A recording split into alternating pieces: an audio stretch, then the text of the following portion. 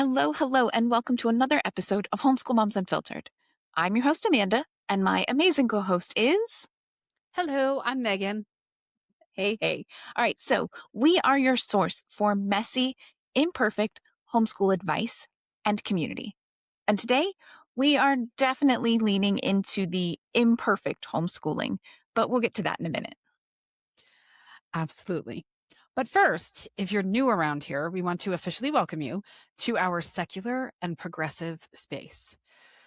Just so there's no doubt about what that means, we believe that Black Lives Matter, vaccines save lives, your opinion isn't as valid as peer-reviewed research, women's rights and trans rights are human rights. We should abolish ICE and defund the police. And if you're unsure what that means, we'd love to chat with you about it. There's so much misunderstanding about the defund the police thing, right? So come join our next Grown Up Social over on Patreon, and we would love to chat with you about it. Oh, yeah, for sure. That defunding the police is a phrase that, it really gets a lot of people super upset because they assume it means a lot of things that it just doesn't necessarily mean. I mean, even my parents, who both worked in law enforcement when I was growing up, agree with a lot of the actual policy changes behind the phrase defund the police. It's not what a lot of people mean. But anyway, wherever you are on the spectrum, if you identify as a progressive homeschooler and you'd like to keep personal religion out of your textbooks and classes, welcome. For sure. That would be me. Hello. It just feels good to be among like-minded people who are kind, willing to offer support, aren't constantly reminding you that they're praying for your salvation because you use secular resources. I can't. I have to say, it's been a long time since I lived in a state where people were so proud to tell me they were praying for my soul. And I'm not sad about that. I do not miss it. But all right. Anyway, today's topic, we see this come up often. I mean, often in a lot of online homeschool groups. So today we're going to be talking about homeschooling with chronic illness. You're right. This comes up in a lot of different ways, too. We see parents with chronic illness feeling isolated and wondering if anyone else is trying this.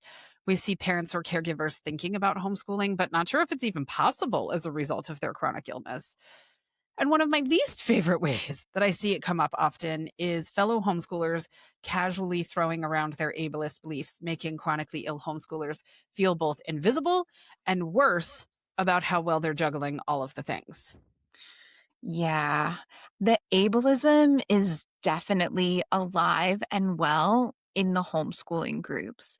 And so, look, even if you aren't personally dealing with chronic illness, I'd really encourage you to stick around and listen to the whole episode. Hopefully, you'll find today's podcast both helpful for just unpacking some things and also maybe useful in making a game plan for being more supportive of those in your various communities who are parenting and homeschooling with chronic illness. Yeah, I mean, I'd 100% support that. Full disclosure, I do not have chronic illness. Amanda does. We'll talk about that in a second. But we did a thing one time. We were doing service projects at our homeschool co-op, and a person came in and they were talking about making care packages, or in North Carolina, as they're called, blessings bags, that you can hand out, right? When you were talking about not living in a place like that where they pray for your soul all the time. Too many of those dates on my resume. But it was interesting because this person came in and they were talking about the things that are most beneficial. And one of the things they talked about that I would never have thought of because that's not my lived experience was how often people who are unhoused have poor dental health, which makes perfect sense. I mean, most people in America struggle with dental health because for some reason teeth and eyeballs aren't covered under your health insurance, which is the dumbest thing ever. But for me, when I would buy stuff like that, I would buy individual snack bags of nuts or something like that because I'm thinking protein and healthy fat. And so it's like when you have somebody who has more insight into something, explain to you how you can be a better ally, how you can be a better support partner, all of that. It makes such a world of difference. So I'm excited. I feel like I've learned a bunch working with you over the years, but I'll probably learn something today too about like, oh, I probably shouldn't do that anymore. So yeah. For So as I sure. said, I do not have chronic illness, much like Amanda is not parenting with my house on fire ADHD brain. So, we're all coming at it from our own perspective. But given that Amanda does, in fact, homeschool with chronic illness, she's definitely going to take the lead on today's episode. And I always like it when we talk about stuff that's in your wheelhouse. And I just kind of get to sit here and be like, good point. So I'm excited about today. Do your thing, Amanda. Have fun. Okay, so before we go any further, I do want to just say, obviously, I am not talking for everyone who has chronic illness. There's different experiences, different symptoms, different to everything. But this is hopefully some insight for whoever is listening into what it can be like. Please don't come at me because something I said doesn't resonate with you, even though you have chronic illness. Okay, thank you. That's out there. So look, I did. I got my first disability placard nearly 2 decades ago, and I will never forget the internal struggle I had as a 27-year-old who needed this accommodation, but I very much did not want to have to use it in public or at work because that meant explaining myself and more accurately defending myself. And that's hard. That's a hard place to be. But before we really get into all of that, let's make sure that we take the time to share what's happening in our lives. We try to make sure every episode starts with just a recap of what's been going on because the reality is real life is not a social media highlight reel. And we all deserve to be reminded that our messy moments and bad days are totally normal. No one is actually living a highlight reel. And if they say they are, they're just lying to you. I firmly believe that. Okay. Mhm.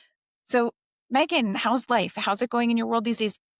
And also, let me just put out there, you recently celebrated your birthday. So, happy belated birthday. Thank you. I did. Yes, it was quite fun. I had lunch with my parents and my kids the day before my birthday and went to IKEA with my mom on my birthday. So that was fun. So yeah, busy, busy stuff. We've just finished the April unit study, which is centered around World Art Day, which is April 15th. So it's coming up if you're listening to this when the episode airs. But the unit study is good all year long. And we did it different than I think anybody would, mainly because we're us and we have our own unique spin on things and whatever. But there's some really awesome stuff in there about art and finding your voice and people who have aphantasia and it's hands-on art projects and it's Banksy and his political statements through art. And I mean, it's pretty cool, if I do say so myself. It was fun. And there's a writing assignment in there because if there's not a writing assignment, Amanda's like, we need a writing assignment. So there's a writing assignment in there that compares two really cool paintings. There's diversity in the artists. And oh my gosh, there's environmental stuff in there about reuse art. I mean, it's good. It's good. So we're recording this and I'm thinking it'll be out like tomorrow-ish. Maybe. We'll see. Thursday-ish, we'll see how right? it goes. Like, we'll see how it goes, right? Yeah, Ish. Here's the key. Follow us on social media.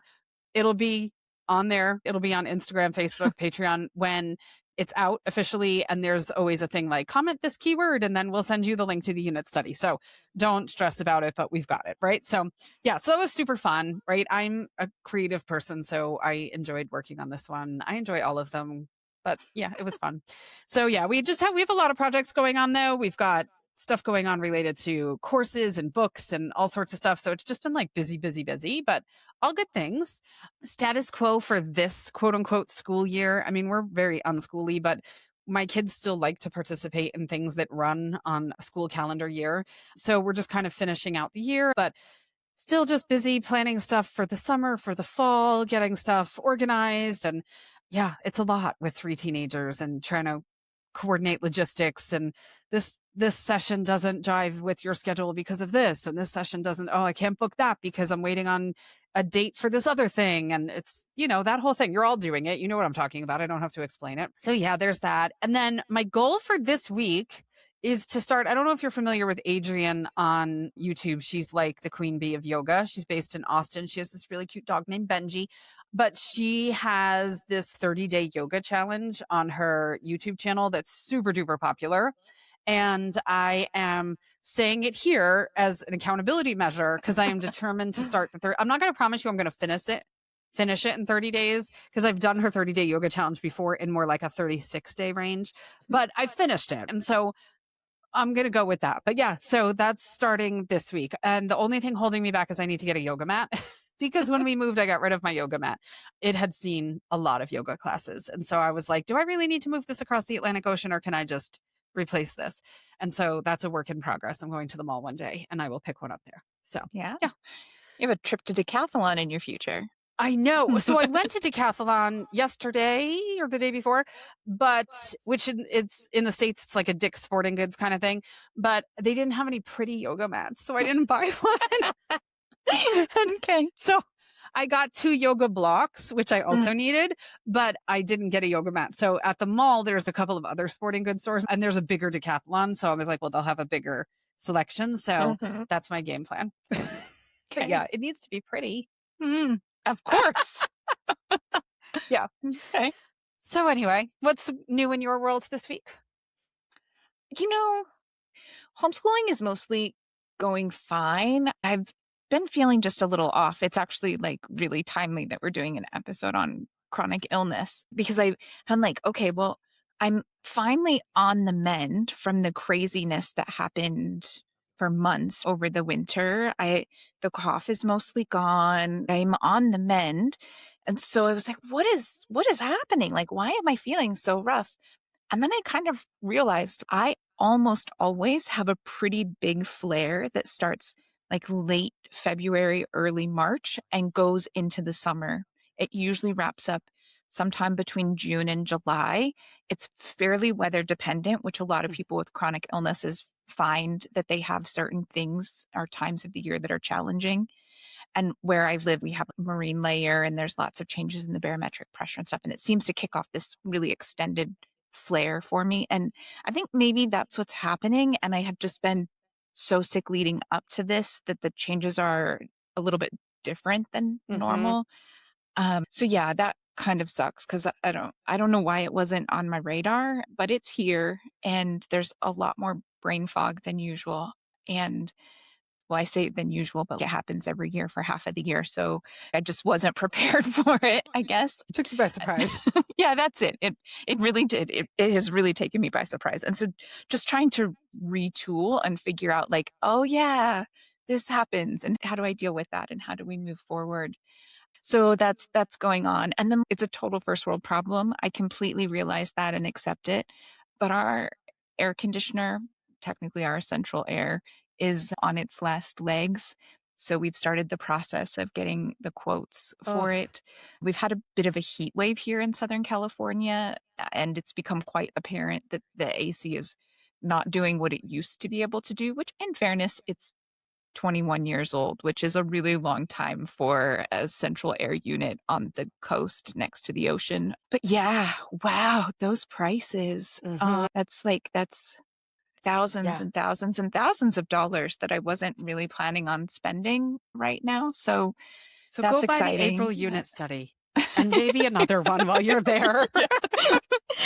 and 4 copies of every bundle, please and thank you.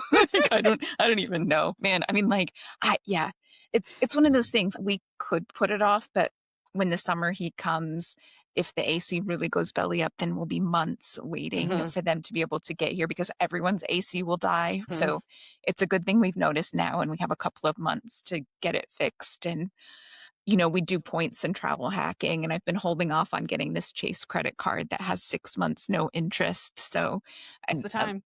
yep, we'll do that, and we'll make some sign up bonus points on it, and spread out those payments, and it'll be fine, and we'll have air conditioning. But yeah, I was like, money, I mean, like, we're not the only ones that are feeling it. And I'm a bit sick, so all of our health insurance bills are coming in. And we have an HSA because we have one of those high deductible plans, but it still sucks to see like, $400 bill, $500 bill, $700 bill, and they're all rolling in and you're like, oh, great. Yeah. Fantastic. Money grows on trees. This will be wonderful. So yeah, Yay! Yeah. Yay, tax season. Oh my gosh. Please don't. I haven't even started. We got Um, ours done. We got ours done, oh, thankfully. So, haven't even started. yeah. I get a thing every day from the guy who does the tax. It's not from him, it's an automated thing, but Yeah. it's like, reminder, fill out the starting worksheet that like starts the process. I'm like, oh shit. Okay, I just have to tell my husband, I'm not doing this, you do this, and make him do it. But yeah. When we bought our starter home as young people, it said our air conditioner was on its last legs on the inspection report. But I'm married to MacGyver. He's a brilliant engineer. And so he breathed life into that thing for 2 or 3 years Mhm. still after that.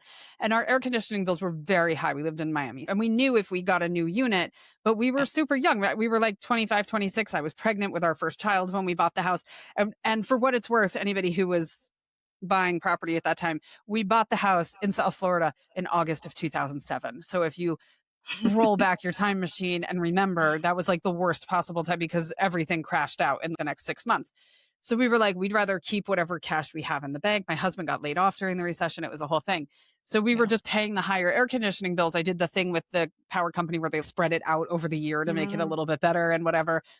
And it would be like 10 o'clock at night and the air conditioner would stop working and my husband would be out there with a flashlight and he'd get it going again. And then it finally died in January, which is like the best weather we Yeah. have in South Florida. And my husband was Yeah. like, if it died in January, it's dead. He's like, we have reached the limit of what this thing Yeah. is going to do. And so we had to suck it up and spend the money and put it out and whatever. But then our air bills went down. So, okay, fine. But man, it Yeah. sucked. So we tried for a really long time to just make that work as long as we possibly could. But yeah. So anyway. Yeah. No, that's nice. My husband is very handy as well, but we live in a condo building. So our air conditioner unit lives on the roof, and Mhm. individual homeowners don't have access to the roof for good reason.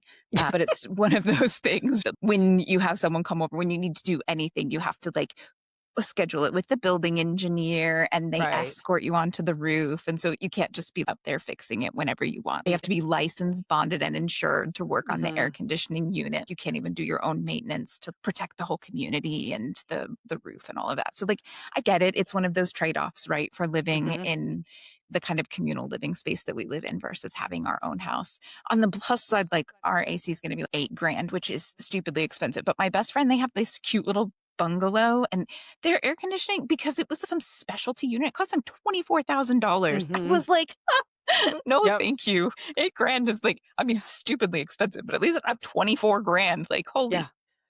Oh yeah, because we've had macaroni. houses with Yeah. 3 units, 3 full central units, and it's like, oh my God, please just do not let anything go wrong with multiples at the same time, right? Right. Yeah. Yeah. Yeah. True story. Oh, and now we live in Portugal and there's not an air conditioner in sight, It's right? true. Yeah, Just good sweat. luck finding one. Yeah. The air Exactly. conditioners are those things where you put ice cubes and it puts some cold water over the ice cubes. Like, doesn't that feel like an air conditioner? Yeah. No, not really, but No. Yeah. I mean, we had an episode we podcasted last summer and I just blatantly started the episode and was like, I'm not wearing any pants and I have no bra on. It's too hot. I am sitting here, but this is what's happening. I am sweating to death in my chair, but I'm here. So yeah. Anyhow. All right. good Homeschooling with times. chronic illness. Here we go. While this episode is specifically about chronic illness, a lot of what we're going to talk about also applies to other invisible challenges. Things like disabilities, mental health struggles, immediate health struggles that aren't chronic, but also aren't just the flu sweeping through your home. Heck, even things like suddenly having bonus kids to care for or elderly parents that need much more hands-on caregiving.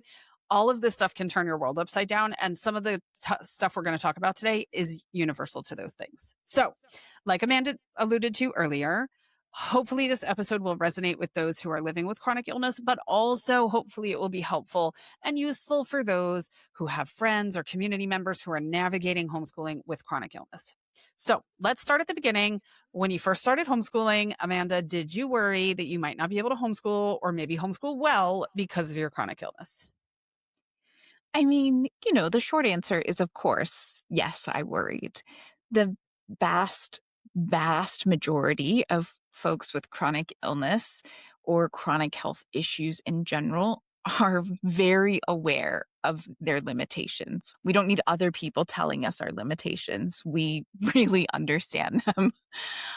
Unfortunately, one of the biggest challenges, I think, of having a chronic illness or a bunch of them because they travel in groups is that it's really hard for healthy people to understand just how much it impacts nearly every aspect of your life. Even those closest to you often don't see or really understand just how hard things can be. Occasionally, when you're having a flare or struggling with PEM, or on the daily when you have to take a nap after showering, or if washing your hair means you can't cook or drive anywhere for the next 24 hours, or maybe brain fog means that some days you're totally on top of all of the things and other days you can't string a coherent sentence together to save your life. So, I mean, yeah, we know how different our life is, especially because most of the time we were once healthy adults. So the comparison doesn't start with others. It often starts with who we used to be and what we used to be able to do, and the fact that we know we're not that person anymore. Also, before we go any further in this episode, as an aside, if you are new to life with chronic illness and you haven't yet found a good therapist, please, please try to make it happen. I know it's expensive. We were just talking about how insanely expensive life is in general these days. And it's not necessarily easy, especially the way the economy and finances and all of that are right now. But there are therapists who specialize in helping people newly diagnosed with chronic illness learn how to just let go of the anger and the resentment that comes with that diagnosis and embrace their new normal.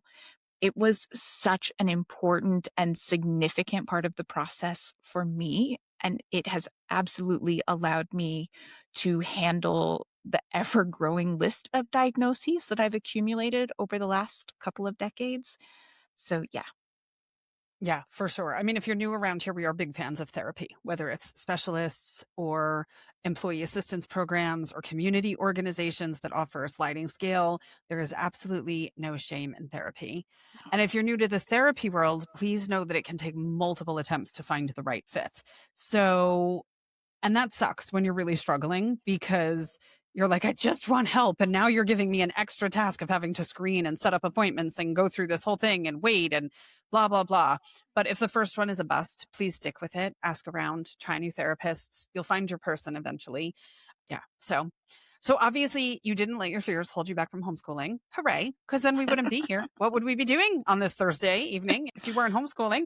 I have to tell you right now, I'd be napping, but that's a whole other story. I don't have chronic illness and I might be napping too. But anyhow, as a homeschooler with chronic illness, do you worry about letting your kiddo down? I mean, again, let's be honest. My kiddo was sent home from Montessori kindergarten due to COVID. So I was very fortunate that I had this unique chance to ease into homeschooling, both from the perspective of my kid was technically in virtual school during COVID, where he was basically learning nothing, but also there were nearly zero expectations for me to fix that. And also, while the world shutting down was hard in some ways, the much, much slower pace of life was fantastic for my fibromyalgia and my chronic fatigue syndrome. I achieved a level of rest and balance I hadn't felt since becoming a mom. So, with all of that said, sure, yes, I do totally worry about letting my kid down. Big picture, I'm still homeschooling, even if I got to ease into it during COVID. Just a few weeks ago, we were up in Tahoe. I mentioned this in a previous podcast. We were up there for a week doing work and school and snowboarding. And one afternoon, the kiddo and I made plans to walk up to the nearby restaurant for burgers for lunch. He's a big fan of burgers. And this is something that we don't do very often. We rarely go out to eat. We're still quite COVID cautious, so we don't eat in restaurants. And we go out for lunch even less often because if we are going to do it, we usually go out as a family and it's kind of a big deal. So anyway, we were going to go get lunch, just the two of us, and then attend a Bob Ross painting class, which I was like kind of geeking out about, and it was going to count as art for the week. And it's a beautiful day. We head out on foot and we get about halfway to the restaurant, and I have the worst asthma attack I ever remember having. Right now, again, we've talked about it before. I've been struggling with this never ending lung infection and the asthma exacerbation that causes for several months now. And I do not know why I didn't think about what a bad idea it was to go out for a walk at a higher elevation, but I didn't. And so, like, I almost pass out. I've got black spots, I've got tunnel vision. And of course, I forgot my emergency inhaler in the room because I've been struggling with brain fog. Thankfully, I had my phone on me. I have a kid that's old enough to be able to use it. So he called his dad, who was just in the room on a work call, and he was able to come and pick us up with the car and take us back to the room. I got my asthma under control. Like, I was fully out of commission in bed for the rest of the day. And I was still pretty messed up the next day. And yeah, I mean, I absolutely felt terrible that our fun afternoon got canceled because of my poor health, my chronic health condition, these issues that just never seem to let up and go away. And look, when I'm not in the moment, I can logically see that the vast, vast majority of parents sometimes disappoint their kids. Sometimes they let them down. They can't afford the summer camp that they really want to attend or the travel league that they really want to join. Maybe they can't commit to a time consuming sport or hobby because there just isn't the time for whatever reason. Things get canceled or postponed because of illness in every family. Honestly, probably even more frequently in families with kids in brick and mortar schools because those things are just giant petri dishes. But it is still hard to remember when you're in the middle of a flare or an attack or whatever your specific chronic illness causes. It's hard to remember that everyone struggles with this. And it really Mhm. feels like, how, like, I feel so horrible. It's my fault. I've done this. It's hard. Mhm. Yeah. I mean, I talked about that a couple of weeks ago, how I had to disappoint my kids because their residency card hadn't come and they couldn't go to England for a Pokemon thing they really wanted to go to. And it was so funny because I thought about it after the fact and I was like, should I delete that when I edit the episode? Because like the world is on fire. And I said in the episode, like, I get this is a first world problem, like whatever. But I think it's a universal thing, like that you don't want to disappoint your kids. And if you never got to be disappointed over anything because there's always somebody who has it way worse than you, like you can't Yeah. function like that. I mean, I Yeah. fully acknowledge that parents who are trying to parent in Iran and Gaza have a way harder time than I'm having right now with my children. Like I fully get that, but it doesn't change the fact that it sucks when you're in the moment and you don't want to have to disappoint your kids. It completely sucks. But I can see how it's hard to remember. I mean, I've talked about the fact that I have anxiety and like when you're in the middle of anxiety, logic just goes out the window. None of that works. So it's probably, I imagine, somewhat similar in the sense that you're like, after the fact, you're like, all right, I can infuse a bit of logic here and diffuse this guilt feeling a little bit better, but in the moment it sucks even more. So you're absolutely correct that it happens to everybody, but that doesn't make it any easier. Yeah, I mean, I think this idea that most homeschoolers occasionally disappoint their kids and we beat ourselves up for it more than necessary, or sometimes more than is healthy, hello, guilty, can also be seen in the ways that we feel pressure to achieve this mythical level of ideal homeschool parenting.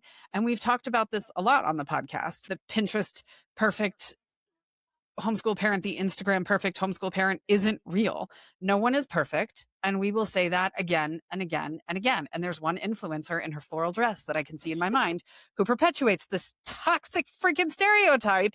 And every time she comes up, I just want to like, first of all, I send them to Amanda and I rage. But then also I just want to like reach through the phone and be like, what you are doing is so damaging to other homeschool parents.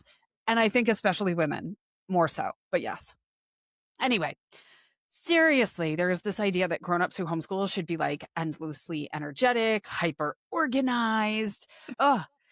Anyway, constantly facilitating enrichment. Your kids are in everything and they're here and they're there, and you always have the newest and the bestest of everything. It's too much. We've read so many books in our book club, and we talk about it so much on the podcast, this idea of quote unquote should be. As soon as you start thinking, I should be this, or my homeschooler should be that, it's time to take a step back, unpack that a little. Like, does it really need to be that thing? Should it really be that thing?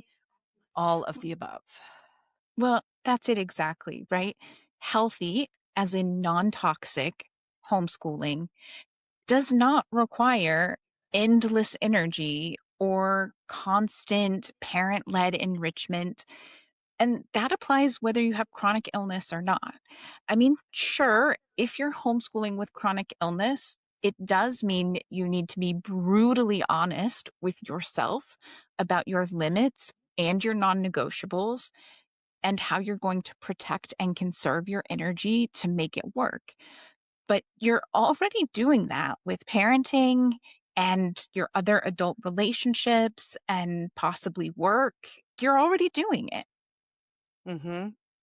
What you're saying kind of reminds me of the idea of energy budgeting, or the more kind of pop culture term that I use quite often, which is the spoon theory. If you're not familiar with the spoon theory, which I love, there's plenty of resources about it online. But in general, it's this idea that you start each day with a certain number of spoons, let's say 10 spoons, and everything you do uses a certain number of spoons. So maybe a shower uses 1 spoon, but a shower where you wash your hair, 3 spoons.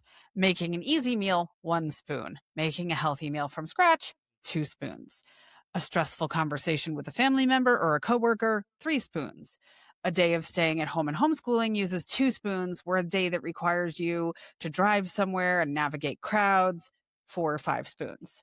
So if you were following along with the math there, you might have thought to yourself, that math doesn't math. And I'm not even good at math and I could do that one. There's no way you could do all that stuff with 10 spoons. And you are correct. And that's the whole point behind the spoon theory. You don't have enough spoons to do all the things every single day. So you have to get really familiar with your energy limits and use your spoons wisely. It doesn't mean you avoid that stressful conversation that's going to use a third of your spoons, but maybe you make sure that you don't have it on the same day that you plan to drive your kids somewhere and navigate crowds. That would send you over the edge if you're like me. Or maybe you don't plan to cook 3 healthy meals a day from scratch, because then with everything else that you have going on that day, you're out of spoons before you even finish making dinner and nothing else gets done. But everybody will be well fed. So Well, yeah, I mean, for sure. I personally use more of a general point system in my own head, but I'll definitely talk about spoons with others because, like you said, it's a bit of a common language that a lot mhm. of people understand these days. Except for Um, the people who don't. And then when you say I'm out of spoons and they're like, why are we talking about cutlery? You know? it's true. Every once in a while, you run across the person who has no idea, and you're just like, oh boy. But, look, the reality of homeschooling with chronic illness is that you really do have to be aware of the energy you have and how best to use it. And I'm going to talk more about it at the very end of the episode with some specific strategies I use in case they're helpful for you. But more generally, I think it also means it's extra important to lean into things like audiobooks and documentaries and project based and unit study learning, whether it's just an interesting podcast or a history curriculum in audiobook format. Your kids can be learning in the car on the way to a play date or while hanging out with you at your doctor's appointment. And it's just that thing, right? Learning can happen wherever you need to squeeze it in. Some days are going to be good days where you've got loads of energy and you get loads done. And some days are going to be survival days where truly, as long as everyone is fed, even if that's just cereal all day for every meal, and that's a win. Like Mhm. some days are going to be somewhere in the middle when you homeschool from the couch or your bed. There's no rule that says kids can only learn in a chair at a desk in the homeschool room. I'd venture to say most homeschool kids are not learning in a chair at a desk the majority of the time. Yeah. That makes up probably a slimmer percentage. So do not feel guilty if that's what it looks like in your household, because you're thinking everyone else is doing it this other way and I'm not. So Yeah. yeah, the flexibility to make learning look however it works best for you and your kiddo is one of the best things about homeschooling. So embrace it and rock it. And that's true even if you're homeschooling with chronic illness, probably more so. We're going to talk more about how that flexibility can actually be hugely advantageous for those with chronic illness. But before we do, we just want to share if you have found this episode because you're thinking about homeschooling and you're like, I have chronic illness and can I do this? Or even if you don't have chronic illness and you're just here because maybe a family member does and you're looking to learn more. But if you're thinking about starting to homeschool, or if you've been homeschooling for a little bit and you're like, I need to tweak things, we need to polish this up a little bit. Just a reminder that Homeschool Moms Unfiltered, that's us, me and Amanda. We offer online courses that cover getting started with preschool and kindergarten. There's a Homeschool 101 course that is your starting point. That is the place to go, figuring out your goals, your kiddos' learning styles, your educational style, so much more stuff in there about deschooling. And then there's a course on secular curriculum, which is mostly Amanda, that includes suggestions for various subjects by age, words and phrases to watch out for when it comes to whitewashed curriculum and all sorts of other garbage that's out there, a guide for evaluating curriculum before you buy curriculum, because who has extra money to be throwing around on stuff that's not a fit? And the best part is our courses are really affordable. Like, for the most part, the price of Amanda's burger that she would have gone out to for lunch, that's our courses. We made them super affordable and they're yours forever. And they come with a super handy workbook. You can do it with your parenting partner if you are a little bit misaligned when it comes to goals and education for your children, which never happens. We never hear about that. But they aren't one of those like, buy this and you have access for 3 months. You can revisit it whenever you need to. But we'll make sure everything is linked in the show notes, and they're on Instagram under courses in our highlights on our profile page there. I mean, you can send us a DM. And if you're following us on social media, at least once a week, there's something on there about like, comment this thing if you want information on our courses. So we will make sure you can find them. But we did an episode a while ago called The Problem with Crowdsourcing Your Homeschool Advice. And if you're thinking, should I spend $17 on this thing or should I just ask in a Facebook group? Listen to that episode for all the really great examples of why you should not just ask in a Facebook group to make these decisions. The course is concise and it's just a straight breadcrumb trail to being able to start confidently and successfully. So come join us. Okay, so let's get back to flexibility. Mm-hmm. Homeschooling provides loads of flexibility, and that can be incredibly beneficial to all families, but it has been especially beneficial in our family, given my specific health issues. So I am unable to work a full-time job. Honestly, I'm unable to work a more traditional part-time job. But for our family, that means my husband is the primary earner by a lot. Okay. And one of the many things that I deal with is that getting around by moving vehicle makes me feel awful. Not just car sick awful, but it causes this weird kind of brain meltdown that can last days. Car, bus, subway, it doesn't matter. And traveling by car or whatever multiple days in a row guarantees at least a day or two bedbound as I attempt to recover. So practically, this means our family, we live in an urban neighborhood that's very walkable. But the school my child is zoned into isn't walking distance. And because we're in an urban neighborhood, we don't qualify for bus service. So I would need to drive my child to and from school every day. My husband's work simply doesn't allow him to be responsible for daily drop off and pickup duties. He can absolutely help here and there, but his schedule is just not flexible enough for him to be able to be there every morning and afternoon.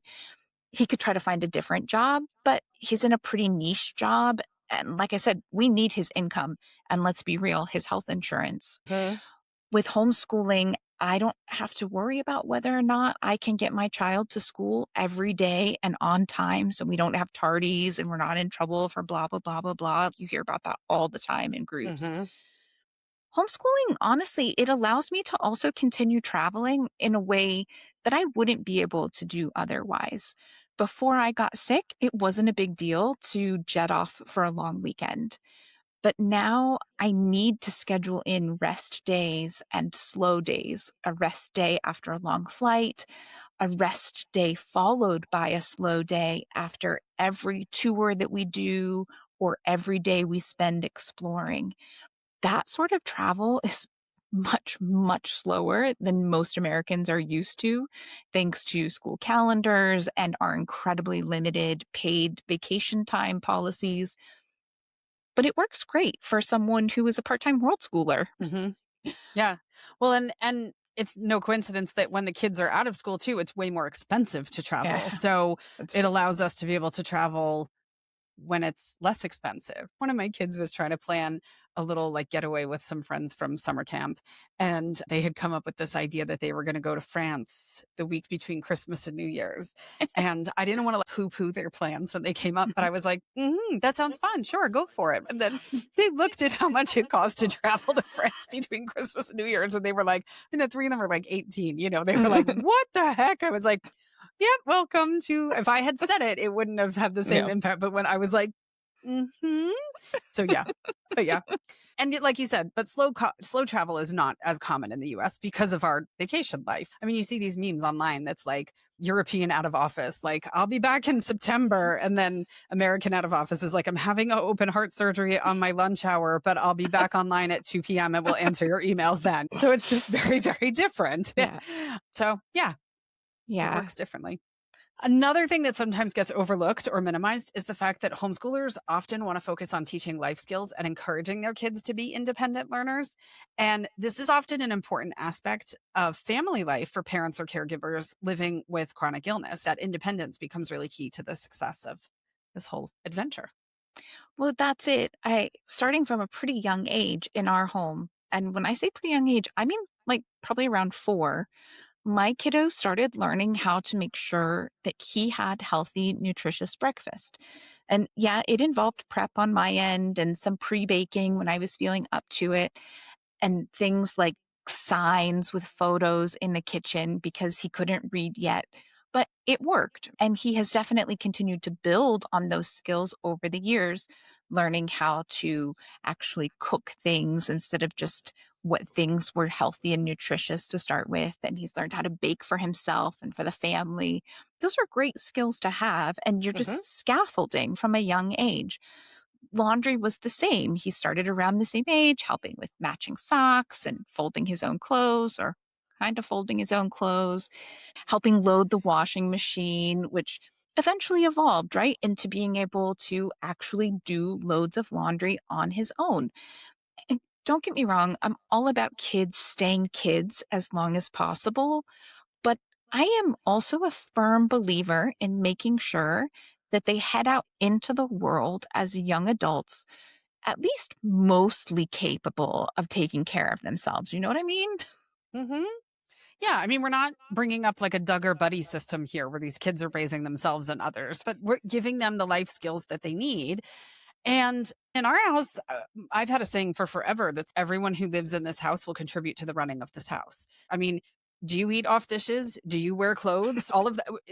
Why is this my job? Right? It's partially my job, but it's everybody's job to keep these things up and maintain them and chip in wherever is necessary. So, and they're going to Yeah. need those skills, whatever they decide to do after they leave your nest. They're going to Yeah. need those skills. So, just like the self-directed learning and the time management skills that your kiddo is practicing on the days that you're stuck in bed will ultimately serve them well at college.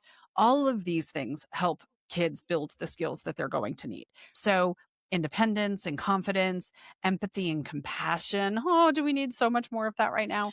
Adaptability and flexibility, problem solving skills. These are all skills that are transferable to so many other aspects of life that they would be gaining by homeschooling with a person who has different needs, different spoon quantities, etc.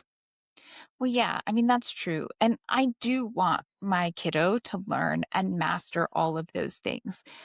And I have read plenty of parenting books and articles that say most parents aren't doing enough to teach these things when kids are little. These are skills that need scaffolding from a young age, which, as a parent with chronic illness, I did tend to do more often from an earlier age. However, I do still sometimes feel guilty about that. I think that's inevitable to an extent. Even when you know the research says these things aren't bad, or even that these things are good, you still know that you've got chronic illness. And that's what led you to implement the systems that fostered that independence and those life skills. And, it's just like you look around and you're like, my kid was learning loads and has friends and gets to experience way more field trips than I did when I was in public school. Sometimes the guilt about not doing enough or the fear that maybe your kiddo is missing out on something, it still rears its ugly head. My years of therapy remind me that it's okay to have those feelings. It's okay to acknowledge them. It's good to acknowledge them, but then it's also important to make sure I fact check them before I let them really take root. Well, the interesting thing is, we talked about it in book club not that long ago. We were reading this book, How to Raise Kids Who Aren't Assholes. And it was so funny because the author was like, if you approach your kids this way, this is going to happen. And if you approach your kids this way, this is going to happen. And my comment in book club, and I think I said it in the podcast episode too, was like, so basically, no matter what you do, you're fucking this up and you're totally screwing this up. And it's going to be not what you intend. Right.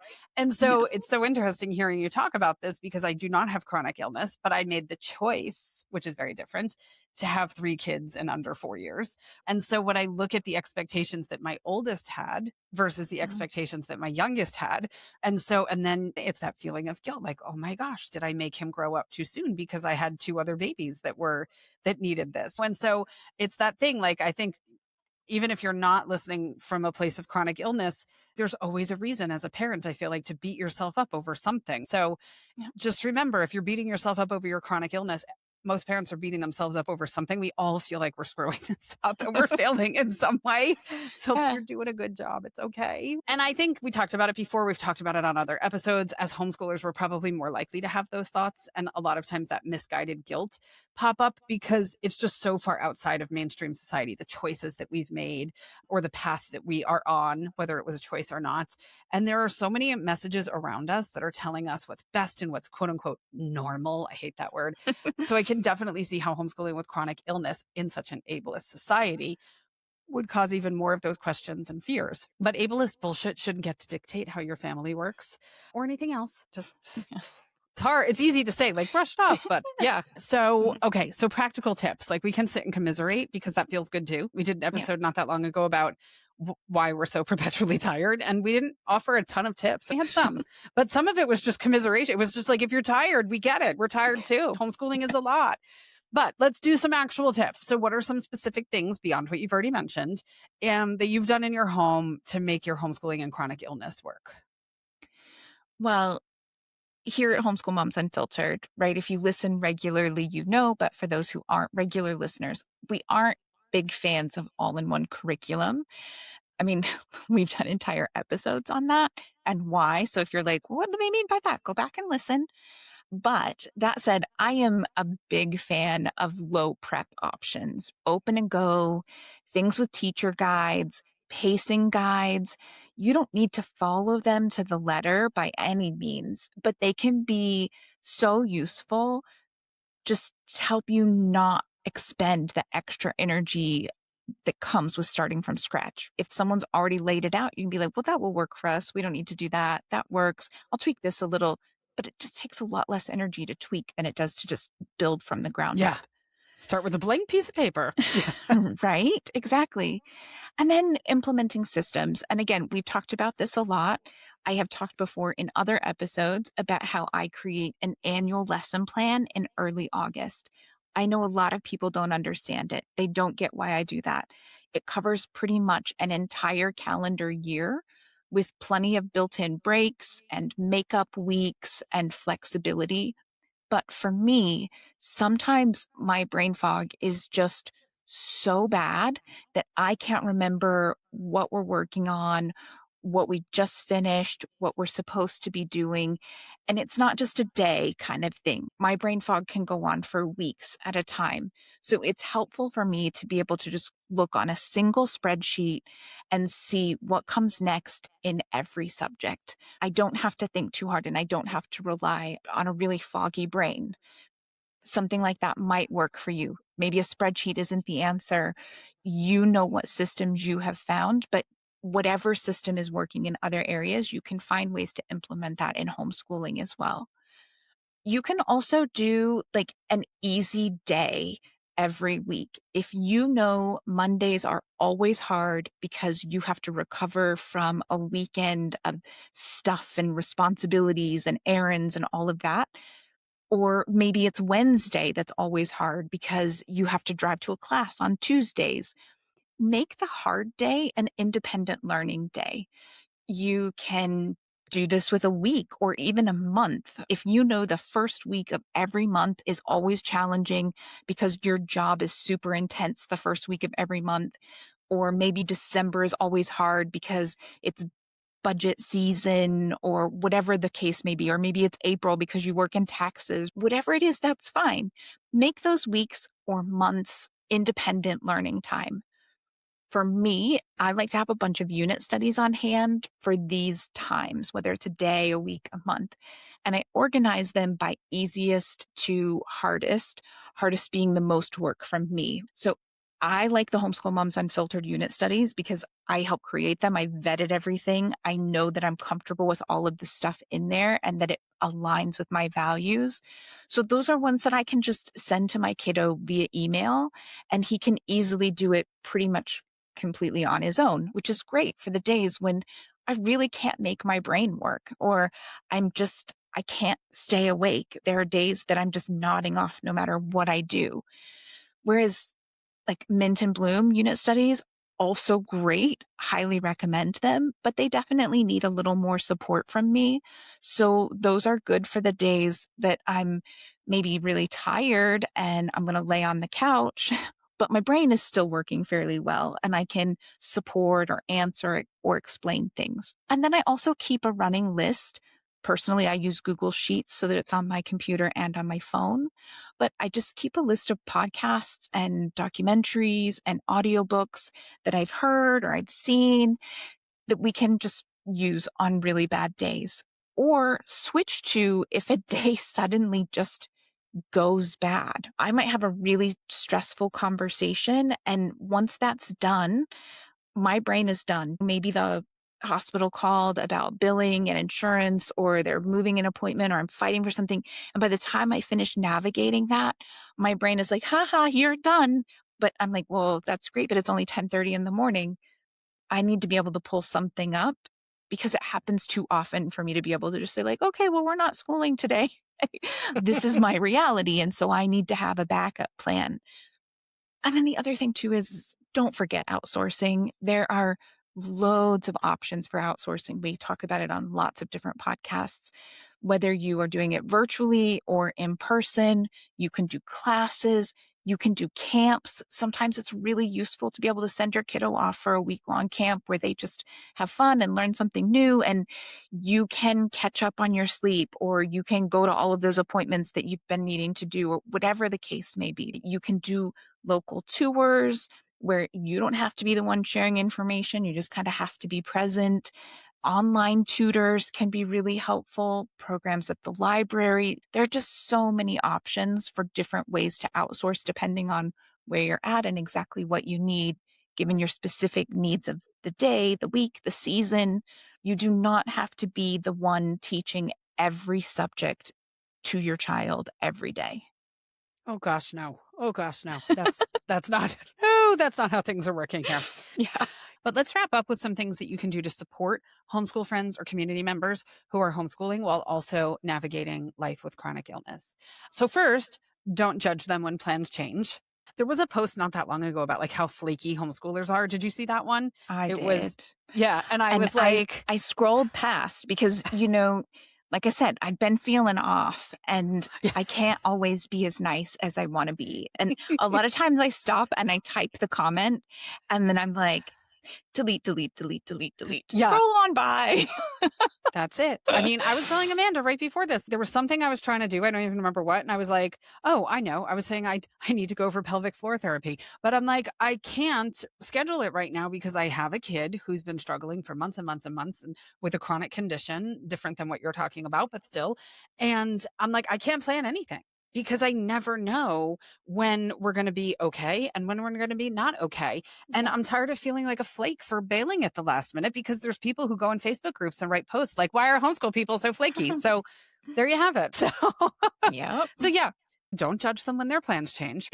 Sometimes they can't commit until the last minute, or they have to cancel at the last minute. Shit happens. Okay. And they'd probably much rather have been there than cancel at the last minute and disappoint their kid. And if they're canceling, it's because they feel like crap. And I bet they don't want to feel like crap. Right. So hello, you can offer to host a park day. Even better if you can coordinate with them and make it a regular thing, so that every week it's not taxing on their spoon quantities to be like, well, this day works for me. Well, that day doesn't work for me. Well, how about this day? Well, what about this day? Like every Friday at 2 p.m. Oh my gosh, just knowing that that exists is so much less mental lift. It's fantastic.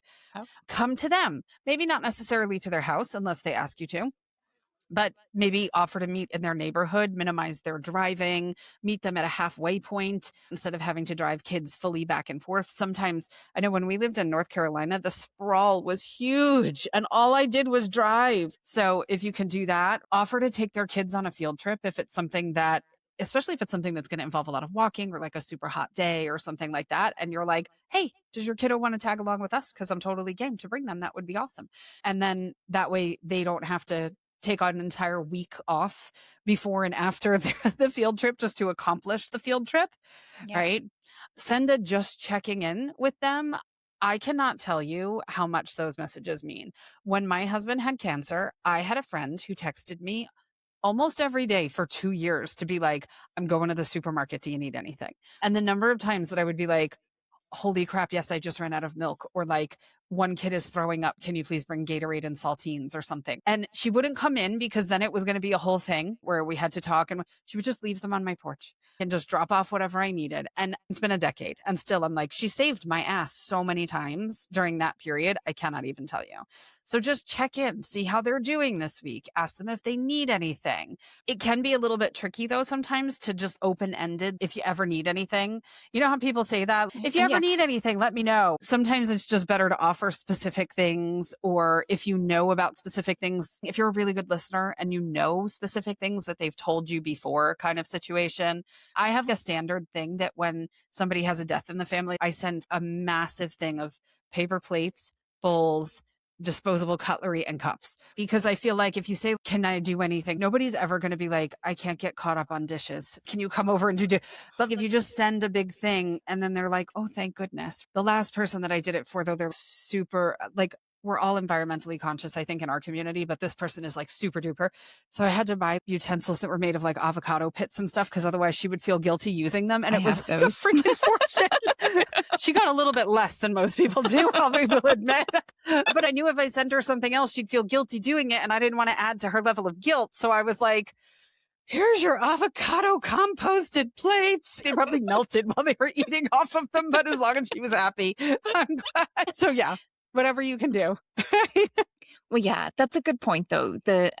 Sometimes it takes more energy to figure out what to ask for, or Yeah. you have to get over the feeling bad about asking for something. Whereas if someone is specifically like, hey, I'm making this and I have enough to make a second batch. Would you Yes. like me to bring it over for dinner tonight? Or can I bring it over? You can even put it in the fridge or the freezer for another day. I'll leave instructions. It's so Mm-hmm. much easier to say, that would be amazing. Yes, thank you so much. Mm-hmm. Than like, hey, can I get you dinner tonight? And like, I don't know. I don't know what I want. I don't know what everyone else wants. I don't know. Like, I don't Yeah. know. And then, but that also brings up another point. Like, please don't get upset or mad when you send a text and they don't respond. Like, so often, chronic illness involves brain fog or memory issues or even just chronic fatigue. And that stuff all comes and goes. But it does mean that things like messages sometimes just get forgot. It just kind of falls off your plate. And instead of getting mad or hurt, just send a gentle bump reminder a few days or a week later. It does not need to be bigger than that. I would guess the vast, vast, vast majority of the time they are not blowing you off. Their mind is just a chaotic place that forgot. Mm-hmm.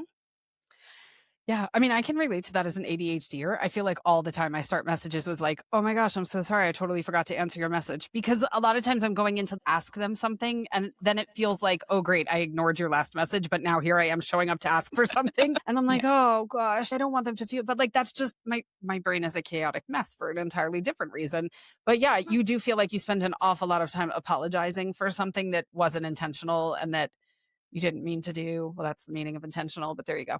Yeah. I, Anyway. I will say one of my best friends recently made a rule that we are not allowed to start a text message with, I'm sorry that I forgot, or I'm Oh sorry I my didn't gosh, get I back love to you that. sooner. She's like, I understand. You understand. Like, we're all good. Sometimes it's a week between messages.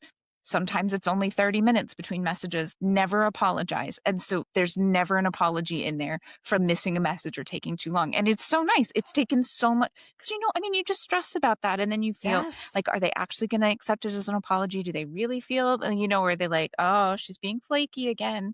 So, yep. Mhm. Yep. Yeah. Oh, I love that. That's fantastic. Yeah.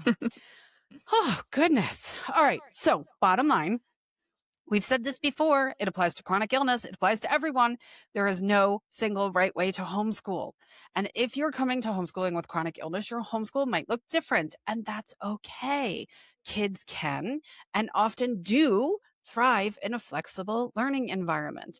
That's one of the hallmarks of our podcast is that Amanda and I function entirely differently. We homeschool entirely differently. Everything is so different about us. Her kiddo's amazing, and I'm happy for all of his wins and everything they're doing. And I know Amanda is supportive of what we're doing. It's okay. And if your homeschool community isn't like that, come hang out with us. We have an online community that will cheer you on, even if your homeschool looks completely different, even if your kids ate cereal 3 times yesterday. We're all there for you. It's okay. Yeah. So don't forget to give yourself plenty of compassion and plenty of empathy. You aren't perfect, but I don't have chronic illness, and neither am I, and neither is anyone else, and neither is that influence in her freaking floral dresses. She's faking it and she's cashing the check for all your views. So there you go. Okay. Yeah, I feel like that's the perfect segue for this week's mantra. I'm not even positive we need the mantra, but it's a good one. So we'll go ahead and put it out there. So this week, chronic illness may change the path, but it doesn't close the door. No, come homeschool. And listen, I'll just say Amanda does homeschool coaching. So if you're like, okay, I get it. I understand that you're telling me that I can do this, but I have no idea where to start because my brain is foggy and I can't get two thoughts to line up. Go chat with Amanda. Go talk to her and she'll help you figure out what your kids need, how you can schedule it, how you can pace it, what sort of systems you can put into place. She has years of experience. So there's a link for that in the show notes as well, but go. And you'll notice that Amanda doesn't have a huge availability because she's managing her spoons, but grab a time spot where she has one. So, Yeah, and that's true. it will be the best money you've ever spent. So yeah, very good. Well, that was No very kind. pressure. I'm not, yeah, I'm not going to swear that it's going to be the best money you ever spent, but I will I agree that will. you will see, yeah, that in even in this life and this part-time job and all of that, you do have to manage your time and your spoons. And you can see that in my availability. It's an Hmm. excellent example of Yeah. making those tough decisions and being really brutally honest about your energy levels. It's just how it Hmm. works. And we make it work. Yep. It Yep. all works. So friends, happy homeschooling. Support your chronic illness friends. Chronic illness friends. Keep doing what you're doing. You're doing amazing. And we'll catch you next time. Yeah. Have a great one.